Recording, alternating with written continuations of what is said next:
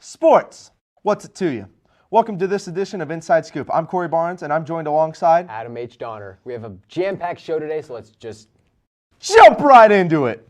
Izzy, play that intro.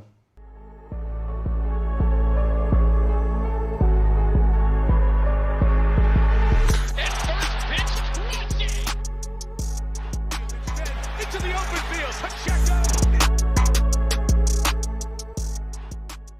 In our short little snow day break yesterday, it was announced that the legendary coach Pete Carroll is going to be retiring from head coaching. The Seahawks head coach will still remain in the organization, but as an advisor. He's the winningest coach in Seahawks history and won Super Bowl 48 and choked 49, but not before winning 2 national championships with the USC Trojans. We all know Marshawn should have got the ball. Carroll isn't the only NFL coach to leave, though, as Patriots head coach Bill Belichick is finally leaving New England after 24 seasons and 6 rings. Belichick proved, though, that the real magic during his career was having the greatest NFL player of all time run his offense, and it's really the reason Bill had any success. And the biggest coaching change of them all, Nicholas Saban is retiring after 6 national titles and 17 seasons in college football. Our own Wyatt McDonald is in the mourning process as we speak, and would like to speak on Saban's behalf to the Raven Nation. What is up, Raven Nation? I'd like to come to you guys as a long-time, lifelong Alabama fan, and I'd just like to speak and just speak the facts. Really, he's the best to ever do it at any level in any sport. Nicholas Saban will be missed.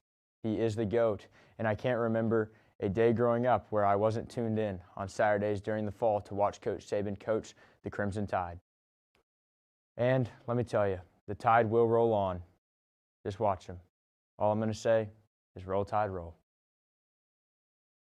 Thank you, Wyatt, for that confusing in memoriam.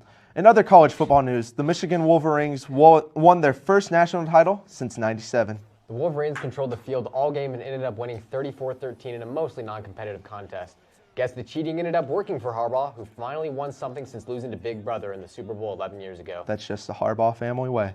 In other college sports news, Kansas got defeated by a struggling UCF team last night. The Golden Knights, who are not very good this year, managed to come back from down 16 to win the game.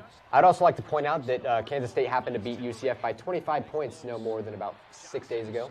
But as we all know, Adam, the final scores don't tell the entire story. Yes, they do. No, they don't. They do. All right. Anyway, in other news, basketball. Victor Wembanyama secured his first career triple-double last night in just 21 minutes of playing time. The Slenderman himself finally did something in the NBA, although it was only against the worst team in NBA history, the 3-35 Detroit Pistons. Guess those fans aren't getting their wings after all. Nope, they're not. It's the end of an era for golf, though. After 27 years, Tiger Woods and Nike have finally parted ways. The legendary golfer won 15 majors and 82 PGA Tour events, is one of the greatest to ever do it. It's very interesting to see where he's going to take his career next.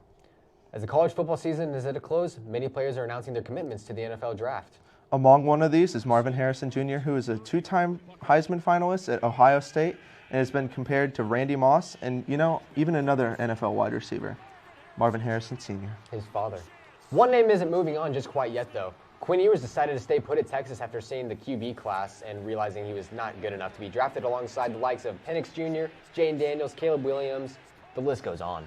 We'll update you with more draft information as the draft isn't until April. Well, that's about all the time that we have today. I've been Corey Barnes. And this has been H. Raven Nation, let's fly.